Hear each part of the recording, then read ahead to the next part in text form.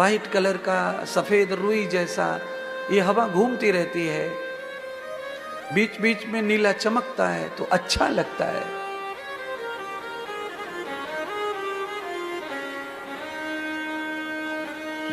संसार बहुरंगी है। भगवान सूत जी शौनक जी को कहते हैं, महाराज अरे ऋषियों, ये संसार हाथ की उंगलियों से समझ में आ सकता है। कोई बड़ा, कोई छोटा, कोई पतला, कोई मोटा।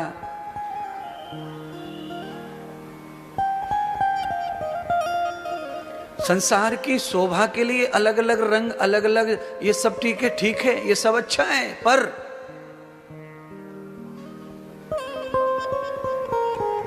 संत कबीर कहते हैं, संत रविदास कहते हैं, संत सूरदास कहते हैं, संत तुकाराम कहते हैं, जनाबाई कहते हैं,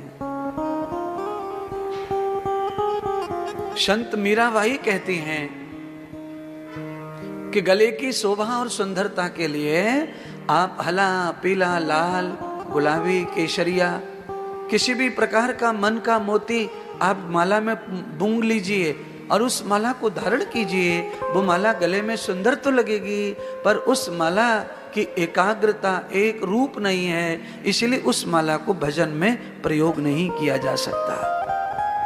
भजन में प्रयोग जो माला होती है उस माला के मन के एक समान होते हैं महाराज। इसीलिए भगवान कहते हैं कि जिनको भी भगवान की शरणागति होना है उनको सब रंगों का त्याग करके एक रंग में रंगना पड़ेगा, तब वो भजन पूरा कर पाएगा। संसार भले ही सब रंग से अच्छा है, पर भजन सब रंग से नहीं हो सकता। भक्त हम सब रंग से नहीं बन सकते। मुझे ये प्यारा, वो प्यारा, तो भजन नहीं होगा, भक्ति नहीं होगी। फिर क्या होगा? तो भक्ति के कुछ कदम चल करके पुण्य कमाया जा सकता है। जैसे कथा हो रही है, यज्ञ हो रहा है, ये भक्ति तो नहीं है, पर भक्ति का एक अंश है ये कथा। स्वयं भगवान श्री राम सबरी को कहते हैं, हे देवी 9 भक्ति हैं मेरी, जिनमें से तू प्रथम भक्ति को कर ले, तेरा उद्धार हो जाएगा।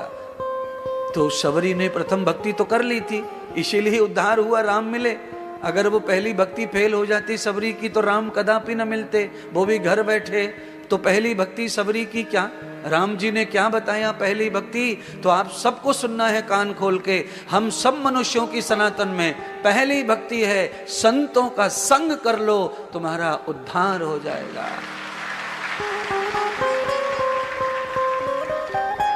संत जो सच्चा है वो अपने लिए जीता नहीं है,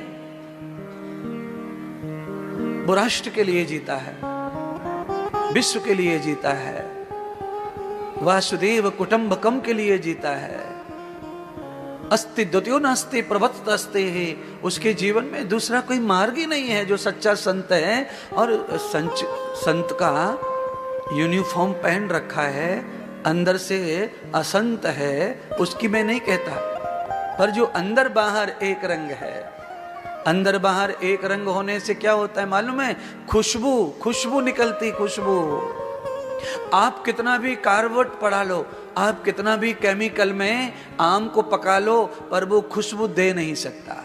पक जाएगा, कलर बढ़िया छोड़ देगा, आनंद देगा, देखने से चमकीला लगेगा, पर गंध नहीं आएगी उसमें। गंध तब ही आती है जब वो धूप में तपता है और पकता है, जब वो धूप को सहन करता है और पकता है, धैर्य पूर्वक लटका रहता है और पकता है, तब उसमें अंदर बाहर एक जैसा कलर होता है, तब वो सुगंध छोड़ता है।